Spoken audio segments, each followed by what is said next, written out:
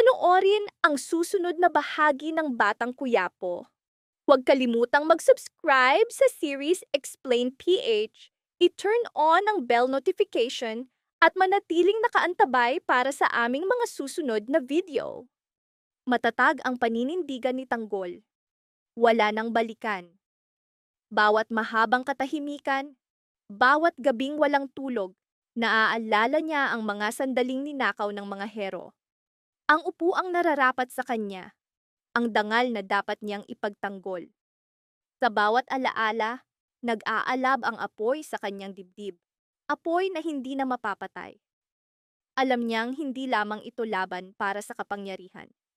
Ito'y laban para sa kanyang pangalan, para sa hustisya, at para sa bayan na matagal nang nakayuko sa ilalim ng pamumuno ng mga hero.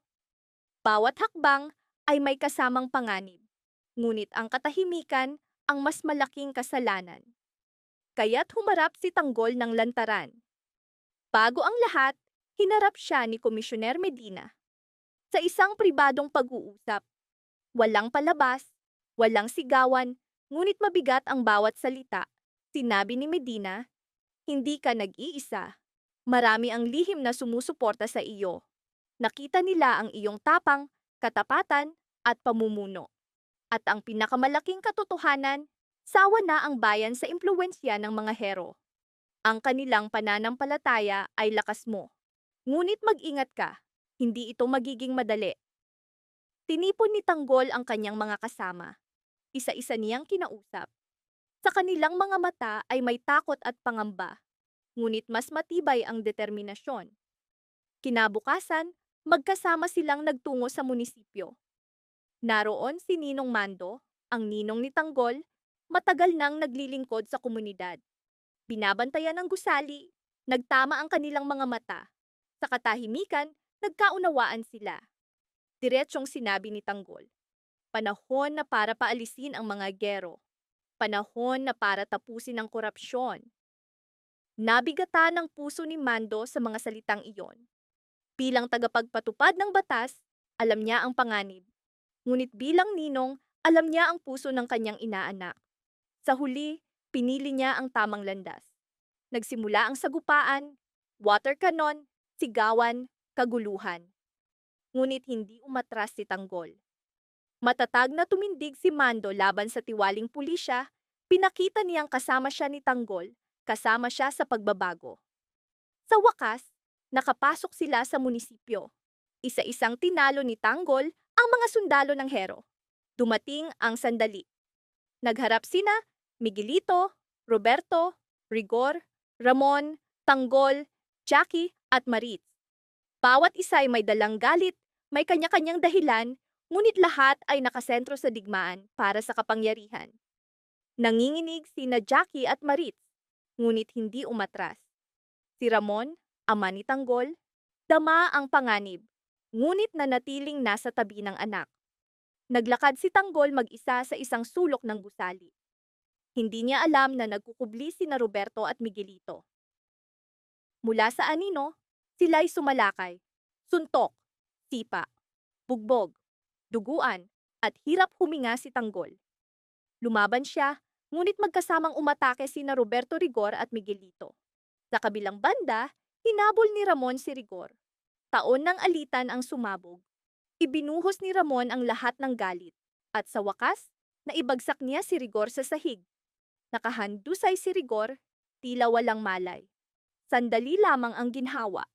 Napagtanto ni Ramon na sabay na inaatake si Tanggol, kaya't nagmadali siyang hanapin ang anak. Ngunit hindi niya napansin. Buhay pa si Rigor. Biglang umaling-awngaw ang bala. Bumagsak si Ramon, duguan, wala ng buhay. Ang amang handang ibigay ang lahat para kay Tanggol ay wala na. Samantala, nakita ni Mando na walang awang binubugbog si Tanggol ni Rigor at Miguelito. Walang pag-aalinlangan, siya'y nagpaputok.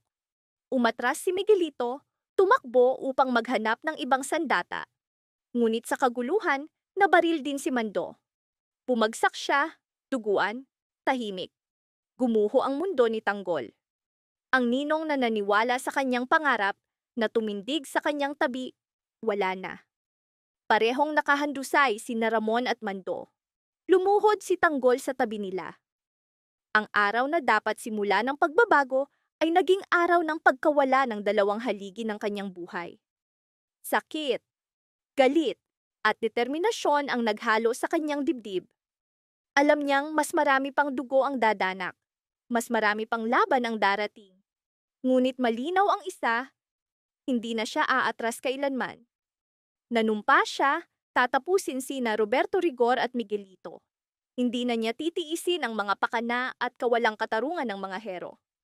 Ang laban ay hindi na lamang para sa bayan. Ito'y personal na. Mas madugo, mas mapanganib.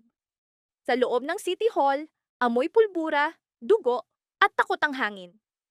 Nakatayo si Tanggol, nanginginig ang mga kamay, hindi sa takot, kundi sa galit na hindi mapipigilan. Sa kanyang paanan, nakahandusay sina Ramon at Mando, hindi na muling maririnig ang kanilang mga tinig. Sa sandaling iyon, may namatay din sa loob ni Tanggol. Hindi na siya ang taong umaasa sa hustisya ng sistema. Hindi na siya ang anak na umaasa sa proteksyon ng ama. Hindi na siya ang inaanak na nakasandal sa balikat ng ninong. Ngayon, siya na ang sariling sandigan. Dahan-dahan siyang tumayo. Sa di kalayuan, nakita niyang tumatakas si Miguelito. May baril sa kamay, sugatan ngunit buhay. Sa loob ng gusali, nagtitipon pa rin ang mga sundalo ng hero. Lumapit sina Jackie at Maritz luhaan. Tanggol, mahina nilang tawag. Ngunit hindi sumagot si Tanggol. Nakatitig siya sa kawalan para bang kausap ang espiritu ng kanyang ama. Lagi siyang pinaalalahanan ni Ramon. Huwag kang lamunin ng galit. Ang tunay na lakas ay nasa pagpipigil.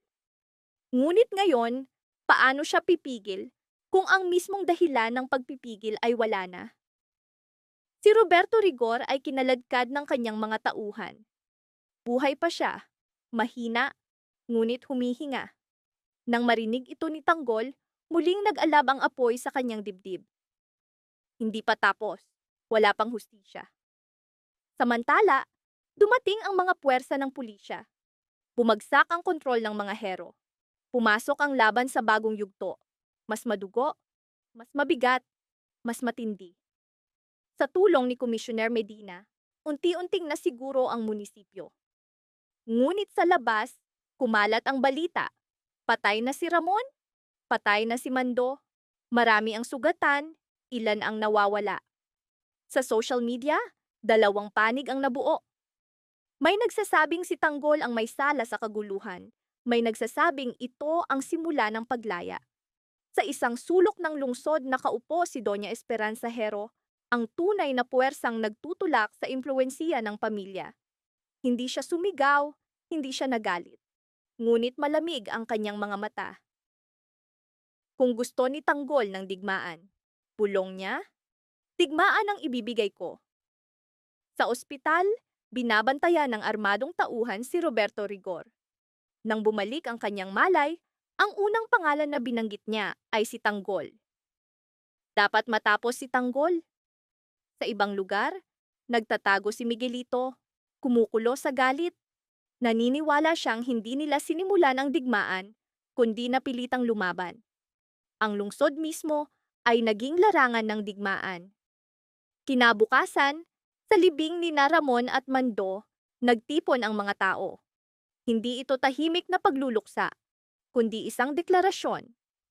Naroon sina Komisyoner Medina, Jackie, Maritz, at ang mga naniniwala kay Tanggol. Lumapit si Tanggol sa kabaong ng kanyang ama. Walang luha sa kanyang mga mata, para bang nawala na ang lahat. Ngunit umalingaw-ngaw ang kanyang tinig. Hindi ko ginusto ang digmaan na ito. Ngunit hindi ko ito iiwasan. Hindi masasayang ang dugo ng aking ama at ninong. Tumahimik ang lahat. Ngunit sa gitna ng tao, may mga espiya. Nagbabalak ang mga tauhan ng hero. At habang inililibing sina Ramon at Mando, sa isang eskinita ng lungsod, natagpuan ang isa pang bangkay, dating sundalo ng hero. Sa kanyang dibdib nakaukit ang mensahe. Ito ang simula. Nang marinig ito ni Tanggol, Naunawaan niya, hindi na ito politika lamang. Ito'y personal. Ito'y marumi. Kinagabihan, ipinatawag siya ni Komisyoner Medina. May hawak siyang impormasyon, isang listahan, mga pangalan ng opisyal na konektado sa mga hero. Kabilang dito ang mga pangalang hindi inaasahan ni Tanggol, maging isang taong malapit sa kanya. Pinalaan siya ni Medina. Hindi mo ito magagawa ng mag-isa. Pumikit si Tanggol, pagod, sugatan, ngunit mas determinado. Sinabi niya, hindi na ito para sa akin lamang. Hindi na Montenegro laban sa Gero, ito'y para sa kanilan. Sa madilim na silid, nagtipon sina Doña Esperanza, Miguelito, at ang kanilang mga kaalyado. Nakalatag sa mesa ang mga mapa, pangalan, target. Malinaw ang kanilang plano. Durugin si Tanggol. Hindi lamang pisikal, kundi pati ang kanyang reputasyon, ang kanyang suporta, ang pananampalataya ng bayan. Naghahanda si Tanggol para sa susunod na hakbang. Ngunit hindi niya alam, ang susunod na dagok ay hindi mula sa baril, kundi mula sa isang pagbubunyag. Isang nakatagong katotohanan tungkol sa kanyang ama, si Ramon. Isang nakaraan na maaaring yumanig sa lahat ng kanyang paniniwala. Sa sandaling iyon, hindi lamang ang kanyang lakas, kundi ang kanyang pananampalataya ang susubukin. Kung sino talaga siya. Sapagkat minsan, ang pinakanakakatakot na kaaway ay hindi ang lalaking may baril, kundi ang katotohanang matagal nang nakabaon. Ngayon, handa nang hilahin siya pababa. Kasama rin si Eneng sa gulo. Lahat ng konektado kay Tanggol ay hinahabol, tinatakot, pinatatahimik. Walang puwang para sa awa ang mga hero, sapagkat para sa kanila ang kapangyarihan ng lahat. At sa gitna ng lahat, sumiklab ang pag-aalsa. Bumangon ang Maynila. Taon ng pagtitiis, taon ng katahimikan, ngayon ay wala na. Sa bawat kanto, bawat kalye, umalingaw-ngaw ang sigaw laban kina Miguelito at Roberto. Sigaw ng galit, sigaw ng pag-asa. Ngunit mahigpit na kumapit ang mga gero sa kanilang pwesto. Para sa kanila, ang pag-urong ay pagbagsak ng kanilang mundo. Lalong naging marahas ang kanilang panunupil. Lalong nabulag. Tinawag ni na Kongresista Mojeca at Komisyoner Medina si Tanggol. Lumabas. Humarap sa bayan. Hindi ito simpleng kahilingan, kundi panawagan sa kanyang konsensya. At sa sandaling iyon, hindi nag-atubili si Tanggol. Lumabas siya, sumama sa protesta, para sa Maynila, para kay Ramon, para sa kanyang mga kaibigan, para sa katotohanan. Nakatayo sa harap ng bayan, may takot sa kanyang mga mata, ngunit mas matibay ang tapang. Buong lungsod ay humihingi ng pagbagsak ng mga hero. Bawat sigaw ay alon na bumabangga sa pader ng City Hall. Sa loob, nanginginig si Miguelito. Takot na baka pasukin sila. Takot na baka mawala ang lahat. Kaya't inutusan niyang magpaputok. Umalingaw-ngaw ang mga putok, sigawan, kumalat ang kaguluhan. Ngunit hindi umatras ang bayan. Sa lakas ng pagkakaisa, nabasag ang mga harang. Pumasok sila sa City Hall. Isa-isa nilang hinarap ang mga armadong guwardiya. Sa gitna ng kaguluhan, nakapasok sina Tanggol at Ramon. Ngunit naghihintay doon si Rigor, determinado na pigilan si Tanggol. Muli silang nagharap, Ramon at Rigor. Sa kanilang mga mata, taon ng alitan ang nakabaon. Bawat suntok, bawat iwas ay may bigat ng nakaraan. Samantala, hinarap ni Tanggol si Miguelito. Hinamon niya ito, lumaban ng harapan. Ngunit hindi nag-iisa si Miguelito. Sumama si Roberto, magkasama nilang inatake si Tanggol hanggang halos mawalan siya ng malay. Mahigpit siyang hinawakan ni Miguelito. Unti-unting nauubos ang lakas ni Tanggol. Sa kanyang isip, sumulpot ang mga mukha ni Nanay Tess at Madonna. Sila ang dahilan ng kanyang paglaban. Sila ang kanyang liwanag sa dilim. Sa gitna ng pagkahilo at sakit, tinanong niya ang sarili, dito na ba matatapos ang aking laban? Sa labas, patuloy ang sigaw ng bayan. Si Ramon, nakikipaglaban kay Rigor, tumingin sa kanyang anak. Alam niyang kung babagsak si Tanggol, maaaring gumuho rin ang pag-asa ng bayan. Sa sandaling iyon, bawat tauhan, Tinatanggol, Ramon, Rigor, Miguelito, Roberto, Lola Tinding, Nanay Tess, Madonna, Kongresista Mojeca, Komisyoner Medina, Pungay, Eneng, ay nakatayo sa gilid ng kanilang kapalaran. Isang hakbang, isang desisyon, isang pagkakamali ay maaaring magbago ng lahat. Sa huling mga gabi, walang katiyakan. Ang malinaw lamang ay mas malalalim na sugat, mas mababangis na laban. At sa bawat tibok ng puso, umuukilkil ang tanong sa isip ni Tanggol. Sa dulo ba ng madidilim na pasilyo ng City Hall ay may liwanag o tuluyan ng lalamunin ng gabi ng Quiapo ang lahat?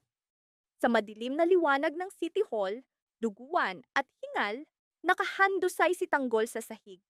Sa ibabaw niya nakatayo sina Miguelito at Roberto. Parehong sugatan, ngunit naglalagablab pa rin ang kanilang mga mata.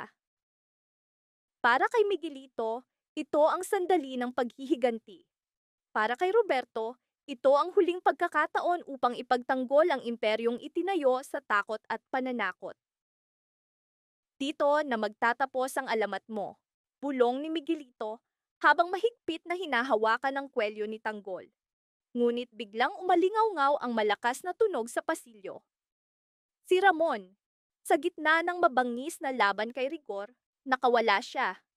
Sugatan ang kanyang noo, nanginginig ang kanyang mga kamao, ngunit hindi nabali ang kanyang diwa. Sa likuran niya, patuloy ang putukan, patuloy ang laban ng bayan. Sa ibang bahagi ng gusali, nagngangalit pa rin ang laban ni Ramon at Rigor. Ngunit hindi na si Rigor ang dating puno ng kumpiyansa. Nakikita sa kanyang mga mata ang pagod, ang anino ng pagdududa. Hanggang kailan ka kakapit sa maling paniniwala, Rigor? Sigaw ni Ramon sa pagitan ng mga suntok at pag-iwas. Napatigil si Rigor. Sa kanyang isip umalingaw-ngaw ang mga salita ni Lola Tinding. Nabibilang na ang mga araw mo. Paulit-ulit na bumabalik ang sumpa sa kanyang pandinig. Ngunit ipinikit niya ang mga mata sa katotohanan. Mas madali para sa kanya ang manatiling halimaw kaysa aminin ang pagkakamali. Kaya't muling sumugod. Sa labas, lalong lumakas ang sigaw ng tao. Sinusubukan ni na Kongresista Mojeca at Komisyoner Medina na pakalmahin ng pulisya. Mabigat ang kanilang mga mukha sa responsibilidad. Hindi na ito simpleng protesta, ito'y revolusyon ng damdamin. Sa loob, gumalaw ang mga daliri ni Tanggol. Sa bawat tibok ng puso, naririnig niya ang sigaw ng bayan. Hindi lang ito ingay, ito'y alingaw-ngaw ng pag-asa. Sa kanyang isip sumulpot ang mukha ni Nanay Tess, ang kanyang pag-aaruga at payo. Ang tahimik na lakas ni Madonna, ang dahilan ng kanyang paglaban. Hindi pa tapos. Mahina niyang bulong. Sa biglang pagsiklab, tinipon niya ang natitirang lakas. Malakas niyang itinulak si Miguelito. Nagulat si Miguelito at nabitawan siya. Sinamantala ni Tanggol ang sandali. Sinuntok si Roberto. Sinipa si Miguelito. Hindi na ito laban ng lakas lamang. Ito'y laban ng paninindigan. Ngunit hindi basta susuko ang mga hero. Muling naglabas ng baril si Roberto. Umalingaw-ngaw ang putok. Sandaling huminto ang mundo. Ngunit hindi si Tanggol ang tinamaan. Si Miguelito ang nadaplisan. Nanlaki ang mga mata ni Roberto. Sa kaguluhan, nagkamali siya ng tama. Dahan-dahang bumagsak si Miguelito sa sahig. Hawak ang kanyang dibdib. Mahina niyang bulong, "Roberto!" Ang kanyang mga mata'y puno ng pagkagulat at pagtataksil. Sa labas, sa pagbagsak ni Miguelito, tumigil ang putukan. Para bang yumanig ang buong lungsod sa kapalaran. Samantala, naitulak ni Ramon si Rigor sa pader. Parehong sugatan, parehong pagod. Ngunit sa sandaling iyon, hindi na muling sumuntok si Ramon. Sinabi niya, "Tapusin na natin ito." Ang kanyang tinig ay hindi galit, kundi pagod. Dumating ang pulisya, hindi na nasa ilalim ng kontrol ng mga hero. Inaresto nila si Rigor. Sa unang pagkakataon, lumitaw ang takot sa kanyang mukha. hindi lamang para sa sarili, kundi para sa pagbagsak ng imperyong matagal niyang kinapitan. Sa loob ng opisina, nagharap sina Tanggol at Roberto. Walang sundalo, walang harang, walang kapangyarihan.